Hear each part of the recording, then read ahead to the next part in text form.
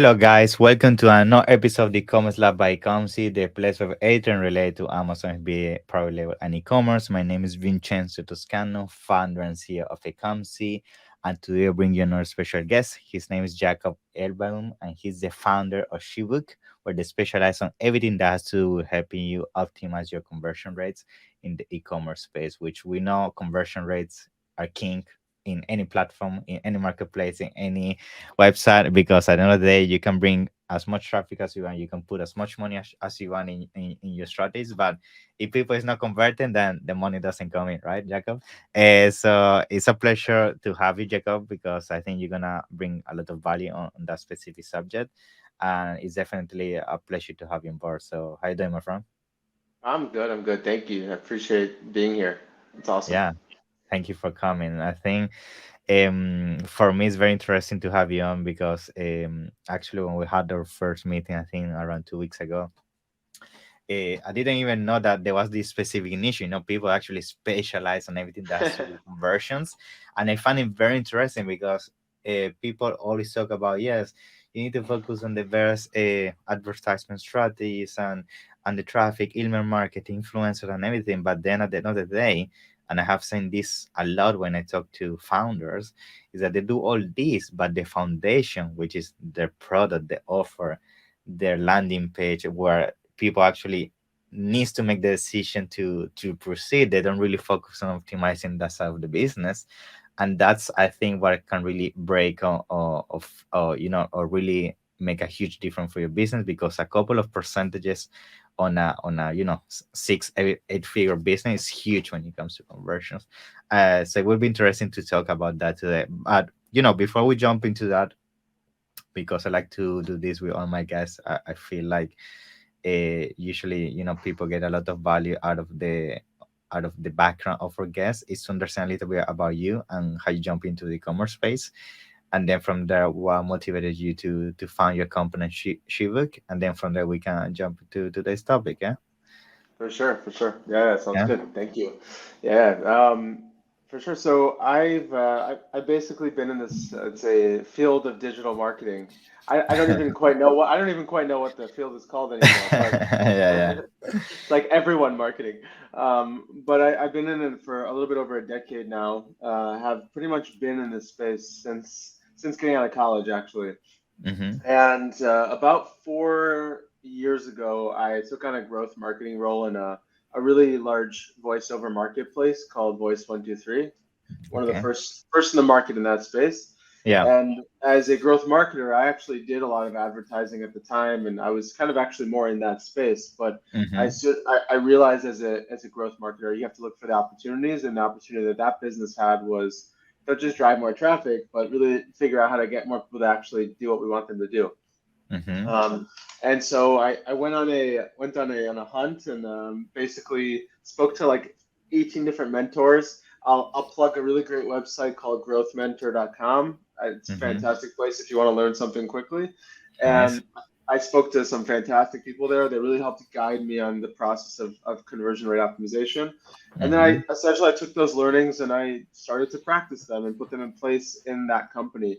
Uh, I was there for another 6 months or so, and then after leaving, I joined Upwork, started as a freelancer, started just selling time for money, the Yeah. classic way of doing it, and kind of soon realized that's not too scalable, so I started to look into other bigger things. But I would say for the past 3 and maybe 3.25 years, it's been primarily e-commerce only, and yeah, I mean, never haven't turned back ever since. Nice. Love it. Love it. Yeah, I think usually, we as entrepreneurs, and I went through similar phase than you. I also became first a freelancer, then from there, and seeing the potential of actually becoming more as an agency, a service provider in the space. That's when I actually also did the agency. But usually I feel like these roadmaps and obstacles you have to go through, that's really what builds your foundation. That's actually what help you really prepare as a professional, because during this period, that's where you make all the mistakes. That's where Yeah. you try this and it doesn't work, then you jump to here, and then you even become more aware of what are the latest things in that specific industry. And as you keep educating yourself, that's where really you start being separated apart from being that like 1% in that specific industry, which in this case is like focusing on conversions. And I think that's usually where you can then start providing value to so many businesses that I feel nowadays are in the commerce space are struggling, because I feel what I've been seeing the last couple of years happening a lot in the commerce space is that because of what happened with COVID and everything, like people were forced to jump into e-commerce, but a lot of people traditionally were coming from retailers or just physical shops, Mm, and they had no clue about e-commerce. And now, they are really in need of professionals like you, like to help them navigate this issue, which is conversion rate, which I feel, yeah, it's such a underestimated topic. I feel people think that, as I said at the very beginning, the key on a success of a business only around marketing, and bringing all the traffic and promotion and so on. But at the same time, I feel people don't really focus on cleaning their own house first before going out, which is of course, the yeah, the offer and everything. And I wanted to talk to you about about that, which is yeah, yeah. what would you say, you as an expert on this field, is the first thing when a business comes to you, you look at to see what is wrong? Because I guess you first need to do an audit, and you first need to understand what is going on. So what's usually your thought process about this, so people can understand how to dissect some of this? Yeah. Yeah, sure. So, if you actually have a brand, or if you're selling something yourself, I would say that the first thing that I look at is the first thing that someone should look at themselves for is really what kind of business owner are they? I know Mhm. it sounds not related to conversion rate optimization, but it actually is 100% related to it. It's more related to it than in many ways.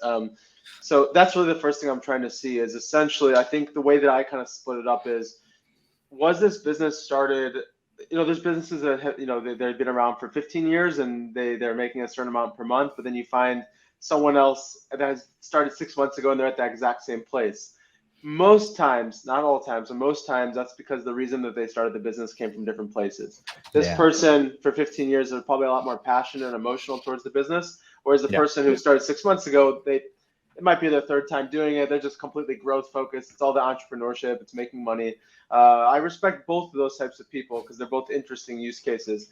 But the way that I have to approach them as a conversion rate optimization person is very different, and that's because of the emotions that they have towards the brand. So that would be the first thing that I would say, and really the first thing I'm looking at is getting a better understanding of what do they already know about website optimization? What do they already know about funnel Hmm. optimization? What do they know about advertising? How much traffic do they have? Can they even do, statistical A/B testing?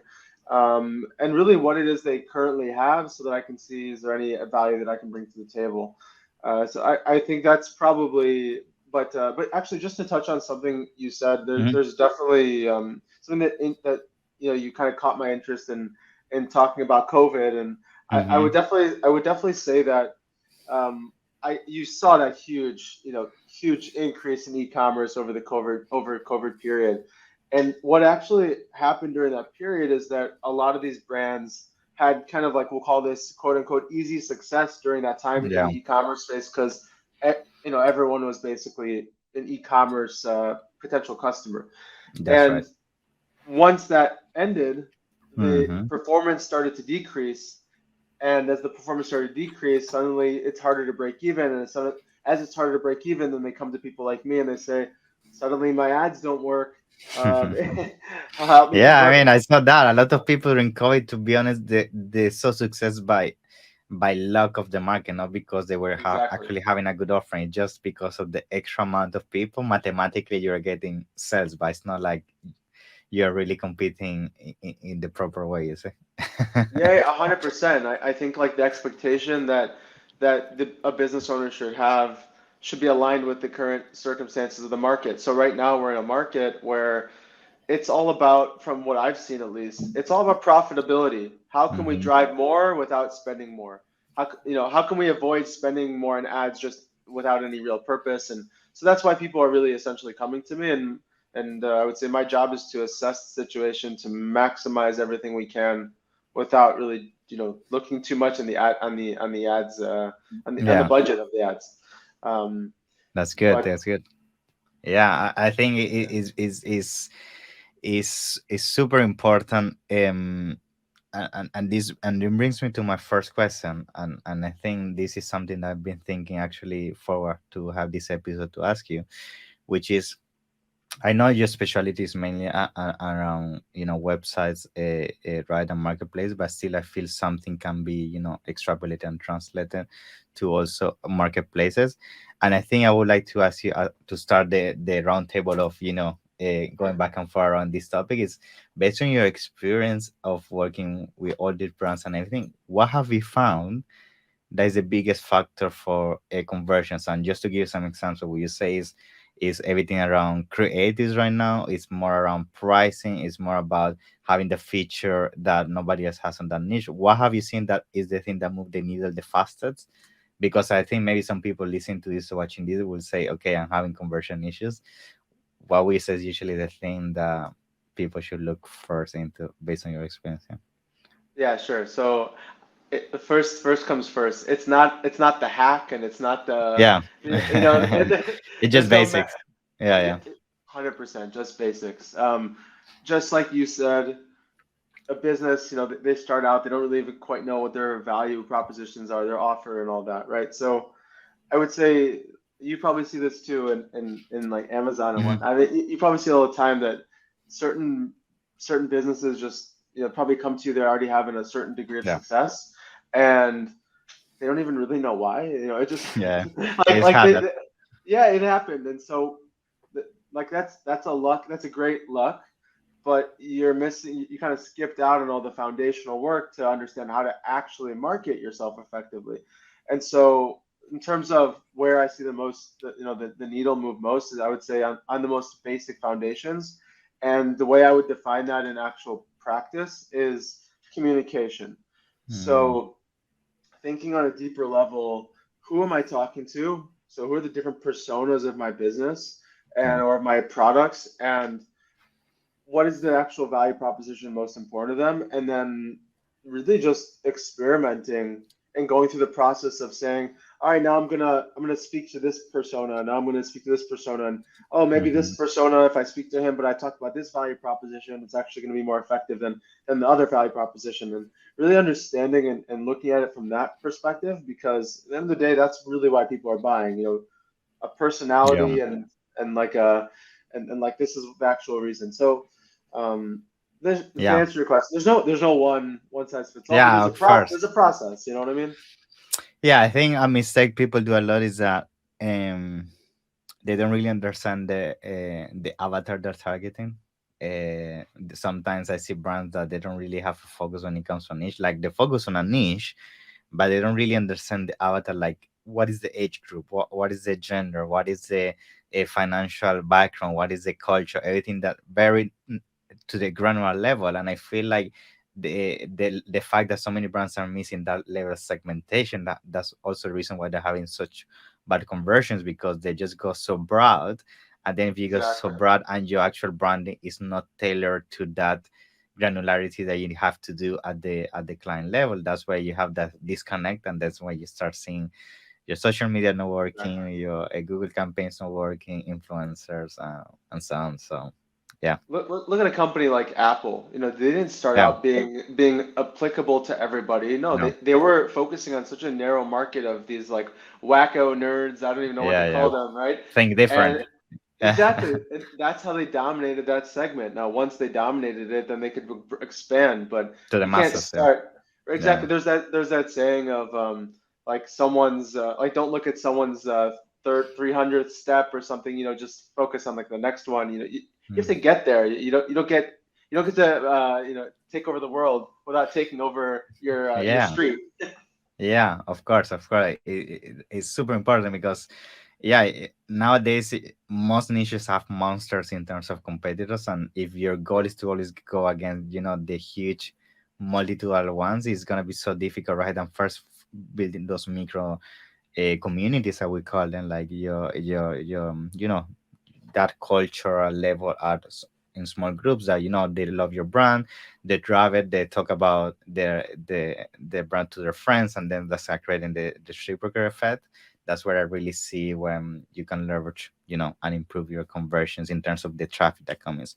Now, I would say, and this is another question I wanted to ask you. When it comes to conversions, I feel that yes, you need to understand a lot your avatar and your niche and all of that. But I feel a super important thing that people don't do a lot, and I feel it's because of lack of time and laziness, and, just lack of strategy, is A/B testing. Like, they don't really do a lot of testing. They don't test their main images, their main landing page, their fonts, their colors, their offers, their pricing, and I wanted to ask you how you actually recommend to tackle this, because at the end of the day, there are so many things you can A/B test. You can test your colors, your pricing, um, yeah, I don't know, the packaging, so many things, Right, right, right. Uh, so where usually you will start in terms of A/B testing, and what is usually some advice to that you will give when it comes to do this when you do A/B testing to make sure that it really pays out?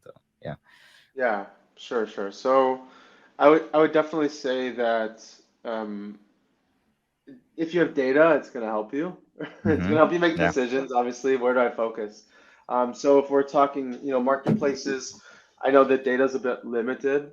There's Mm-hmm. some degree of data, but it's going to be more limited than if you have a Yeah. branded store.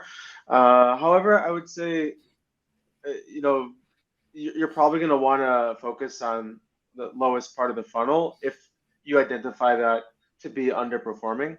If it's at benchmarks, obviously benchmark is a funny word because you have to actually try to figure out what the benchmark is in the industry. You have to talk to people. You have to, Mm-hmm. really understand like how are you performing. Yeah. But if you're someone underperforming within that part of the funnel, let's say down the funnel in a cart or a checkout, and it is a branded site, then I would say that that's one area you could focus, and I would say focus as high up the page as possible, so high up above the fold. Mm-hmm. Okay. Um, or first fold. I would say on marketplaces, definitely. I'm sure you probably experienced as well. Images and titles Yeah. and The main thing, and description. pricing. Yeah. Yeah, exactly. The stuff you're gonna see right away because the other stuff is, they help. They'll get you a couple Yeah. extra percentages points, um, but yeah, and then something else in terms of the process, and I see what you're saying. It is Mhm. kind of like it is kind of like a daunting task of Yeah. how do I Yeah. like really stay on top of this. I think That's why we got people like you to do it. yeah, yeah, sure, but I mean, some people, depending on who you are, you could figure out how to do it alone as Yeah. well, and I think what makes it easier is to basically plan it all before you do any of it. So Hmm. pretty much put together a roadmap of things that you're going to be doing and then go through the roadmap one by one instead of what most people do, which is, you just kind of go and you're just reactive and you just look at something and you say, oh, I feel today like doing this, I'm going to do it. It's a Hmm. lot easier and then by the way, when you go through that process, you also make probably bad decisions because you launch it today randomly without any kind of plan and schedule, and then tomorrow you're like, oh wait, I actually wanted to run a sale tomorrow, so I have to turn this Yeah. off. It's not structured. So Yeah. if you go into it, from the beginning with a plan and structure, aware of kind of how this all fits into everything else that you're doing, it's just gonna help. It's gonna help it make it easier and Hmm. feel a lot lighter. For sure. For sure. And now, when it comes to some recommendations that you could give in terms of tools, because I'm pretty sure that all this you need to somehow combine it with something that again can allow you to manipulate the data, because I mean, if you do all this testing, but again, as you say, you're not tracking the data, it's like you're playing the roulette. You're seeing what works and you don't really know what is Right. happening. I know Google Analytics is a big thing when it comes to conversion, but I want to also hear your take if that's one of the main things you recommend people to master in terms of improving their conversion. Are there other tools you would recommend, and what is your Yeah, take on that? sure. So I have two takes on it. My Yeah. my my high level business entrepreneur opinion is you don't really need to master any tool if you have Okay. just like the most basic analytics of sales. I mean, Yeah. I think we all know as entrepreneurs, we have this gut feeling for when something is really working very, very well and is noticeably different. Now, I focus on statistics, so feelings usually don't really go well with statistics. It's usually the data, but Yeah. I'm also aware that, we don't all have this skill set, and so we Mm-hmm. still want to be able to do these things even without the skill set. So use your gut, and look at your sales and see how things are having an impact. If we get into more granular things, the way that you're supposed to be doing it, Yeah. then yes, definitely Google Analytics is like as I say, a go-to tool combined with whatever tool you're using to actually run an A/B test. So Mm-hmm. today, there's a lot of a lot of tools out there. Google Optimize is a very popular tool, but they're about to sunset in September. So there's lots of different tools, Nice. convert.com and dynamic yield, and obviously different stages of business. Some Yeah. hundreds of thousands of dollars per Yeah, it year, and depends. others. Yeah, Yeah. exactly. Exactly. Yeah, I ask you because I know when it comes to conversion, I sometimes had the conversation, and there is, I mean, you can go so in depth with data. I mean, there's people that even track like even how much time people spend scrolling, which buttons they click, and where you even can do heat maps. I know people do even do heat maps, so I know that is like the next level. And but it's good to know that at the same time, people when they get inside, they don't need to understand all these things inside out, Right, because right. I know it can get overwhelming, and then they say, you know what, yeah, I cannot focus on on conversions. I cannot do it. So I wanted to hear your take, and if there are some tools which you mentioned, just for the sake of adding that value as well. Um, Sure. awesome. Now, when it comes to um conversions as well, another thing that I think it would be interesting to also understand is when somebody works on conversion, will you say you also need to adapt this to your niche? And the reason why I ask you this is because the standard conversion metrics of a sport brands might be different than the ones of a supplement brand. They're different Mhm. longevity in terms of business plans. Supplements, you focus more on the lifetime value of a client. Sports is more one-time thing, for example. So are those things that you would say plays a big role when it comes to defining your metrics? And if so, how like somebody could get a feeling about those when designing a conversion optimization? Yeah. Yeah, sure. 100%. I completely agree Yeah. with you. Yeah, I mean, because let's say you're selling a piece of jewelry, your conversion rate is probably going to be Hmm. between like 0.2 to 0.8%, Yeah. something like Especially that. it's expensive. Yeah. Yeah. Yeah, exactly. That's a good point. Some jewelry is inexpensive, and so yeah, and then so reading a blog post about conversion rate for jewelry stores is not the most effective thing for you to be doing. It's not going to help you. Yeah. Whereas in the supplements, you could see 4, 5, 6%. You could see some nice numbers there. So definitely looking at it in different ways. For Shopify particularly, I actually happened to just notice that when you're looking at your data, I don't know if they have this available for all stores yet, but they just added like a benchmark option. Mm, So you could actually see okay. how other stores are performing. I don't know what their data is based off of. Obviously, they have the data, but I don't know how do they, kind of like group it all together so that Yeah. it's like a real benchmark. But that is cool for Shopify stores. But yeah, I mean, understanding, yeah, to answer your question, there's no exact way to know the Yeah. benchmark. There's really just Yeah. not. It's just talking to people who are like myself, but specifically Hmm. know your niche really well, and maybe talking to 3 or 4 of them so that you can kind of understand. All right, this guy said this, and this guy said this. I'm going to take the average of all of those and say, okay, this is kind of where I should be aiming towards. So Awesome. yeah. Love it. Good. Very good. Nice.